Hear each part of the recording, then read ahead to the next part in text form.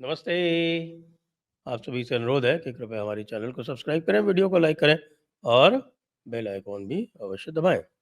Trump बाबू वापस U turn मार रहे हैं, लेकिन अब क्वाड वाले कह रहे हैं कि अब हम क्या करें, और साथ में मैटर कॉम्प्लिकेट और भी हो गया है, क्योंकि ताइवान का डिप्टी फॉरेन मिनिस्टर कह रहा है कि भाई रशिया तो अब हमको ताइवान को इन्वेड करने वाला है, हमारे ऊपर आक्रमण करने वाला है।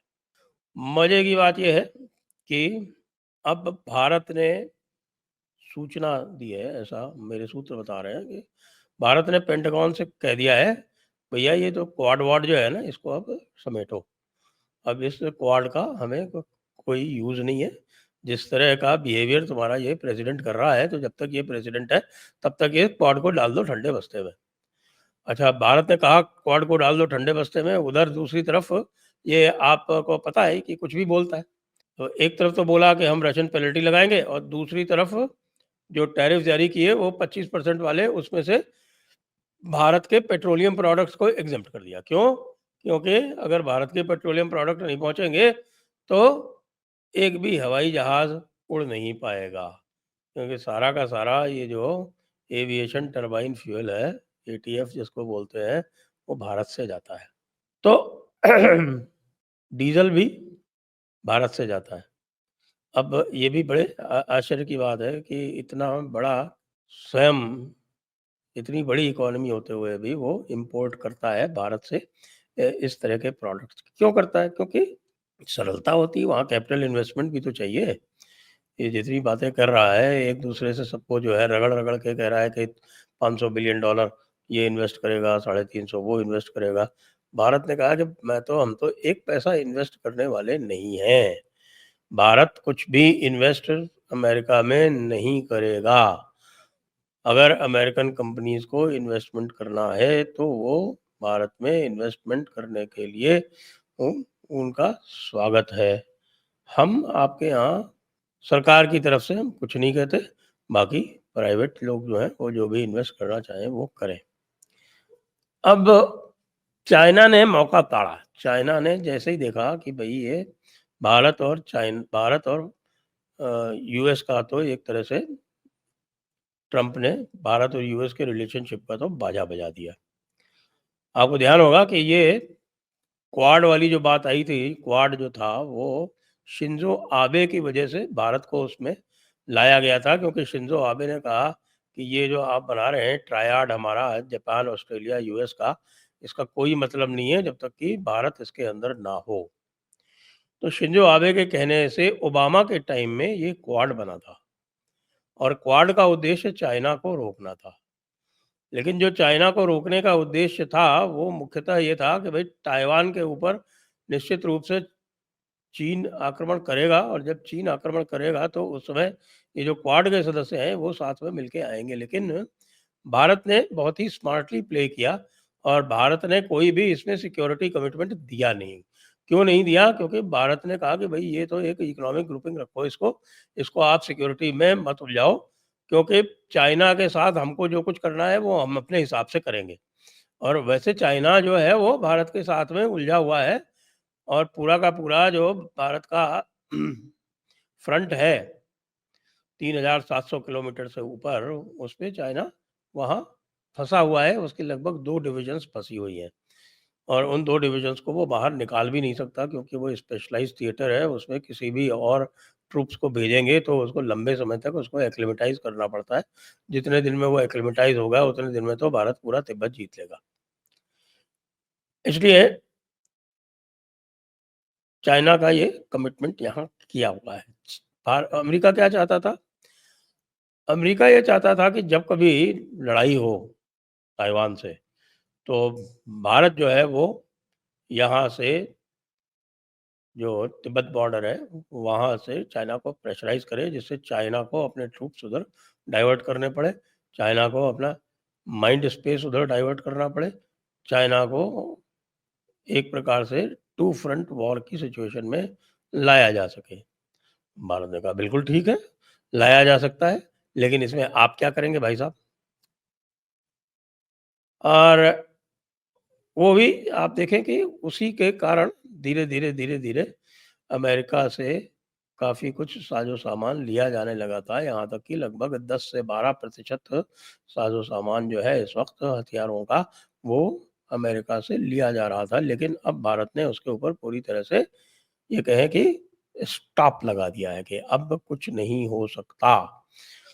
हमारे श्री ट्रंप महोदय ने जिस तरह की बदतमीज़ियाँ की हैं, उन बदतमीज़ियों के बाद में यूएस की कोई भी रिलायबिलिटी नहीं है। क्योंकि इतने ख़ास तौर से जापान और साउथ कोरिया और यूरोपियन यूनियन, इन 3 के साथ में जिस तरह से ट्रेड एग्रीमेंट किए हैं, वो फ्री ट्रेड एग्रीमेंट नहीं है। वो एक तरफ़ा एग्रीमेंट है। वो एक तरफ़ा एग्रीमेंट जो कर रहा है ट्रंप, वो क्या कहता है कि वो दादागिरी करता है। वो दादागिरी ये करता है कि तुम्हारी मार्केट पूरी खोलो, तुम्हारे मार्केट में कोई नॉन ट्रेड बैरियर नहीं होंगे। तुम्हारे जो है, चाहे एग्रीकल्चर हो, साउथ कोरिया के साथ किया ये, कि तुम्हारा एग्रीकल्चर भी खोलो, तुम्हारे डेयरी भी खोलो, तुम्हारे जो है वो प्रोडक्ट्स और जो है वो ऑटो भी खोलो, सब खोलो। सब कुछ जो है वो ज़ीरो टैरिफ पे अमेरिका के लिए उपलब्ध होना चाहिए और मैं तुम्हारे ऊपर टैरिफ लगाऊँगा। अभी तक जो वेटेड टैरिफ निकाले गए थे गुड्स के लिए, गुड्स के लिए जो टैरिफ थे वो ये थे कि भारत का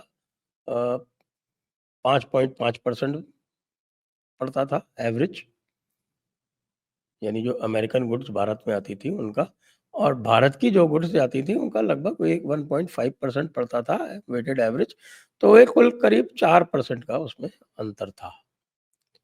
लेकिन ये तो भाई कहता है कि नहीं, हम तुम्हारे ऊपर 25% लगाएंगे, तुम 0% लगाओ, और एग्रीकल्चर भी खोलो, डेयरी भी खोलो, ऑटो भी खोलो, सब कुछ खोलो। भारत ने कहा भाई हम तो नहीं खोलेंगे, और तुम्हारे जो मर्ज़ी हो वो तुम कर लो। तो उसके बाद फिर आपने जो कुछ सुना उसके बारे में हम काफ़ी कुछ बात कर रहे हैं, तो वो तो अभी हम उस पे बात नहीं करने वाला हूँ मैं। बात मैं ये कर रहा हूँ कि अब भारत ने एक चीज़ बिल्कुल स्पष्ट कर दी है, और पेंटागन वाले जो हैं वो रो रहे हैं एक तरह से।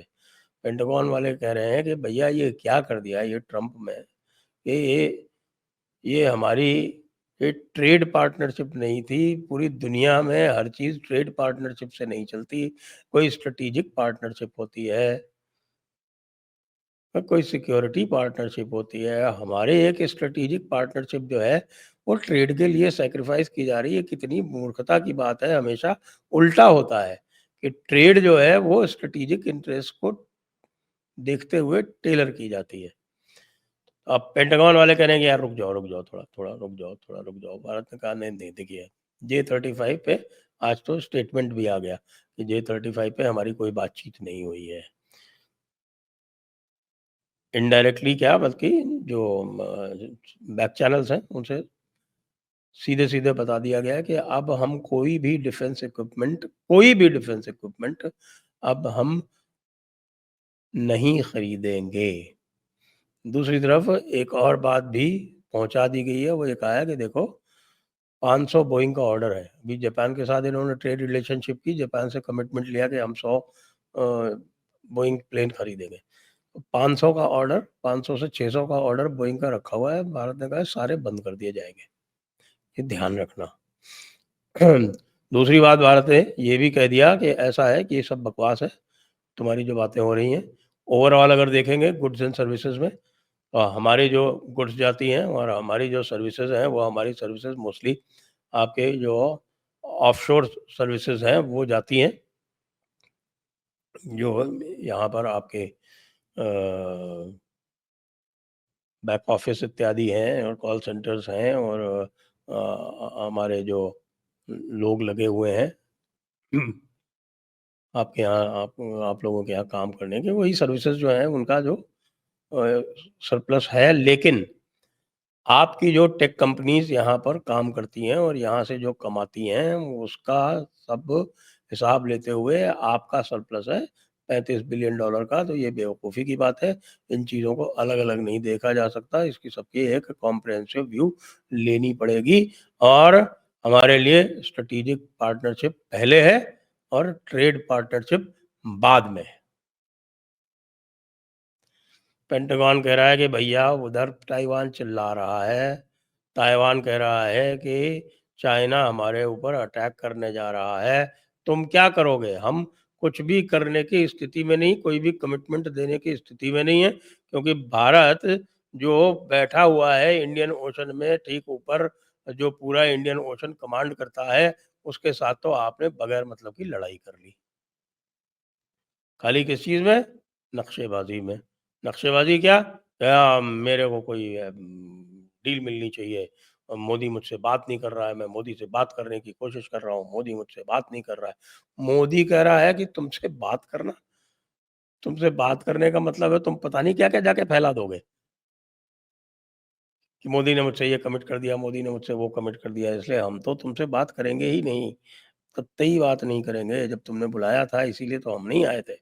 ये बिल्कुल स्पष्ट हो गया है कि ये मोदी जो है, वो इतना हल्का नहीं है जो ट्रंप के झटकों से हिल-डुल जाए।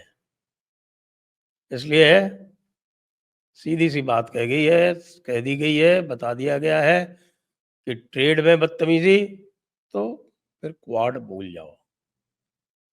क्वाड भूल जाओ, डिफेंस परचेज़ेज़ भूल जाओ, और आगे तुम कुछ करो, हम कोई रिटेलिएशन नहीं कर रहे हैं, लेकिन जो कुछ करोगे उसका माकूल जवाब अवश्य मिलेगा। ये सारी बातें मोदी जी समझदार हैं, पब्लिक में नहीं करते। उन्होंने ये सब चीज़ें कम्युनिकेट कर दी हैं। जय हिंद, जय भारत, वंदे मातरम।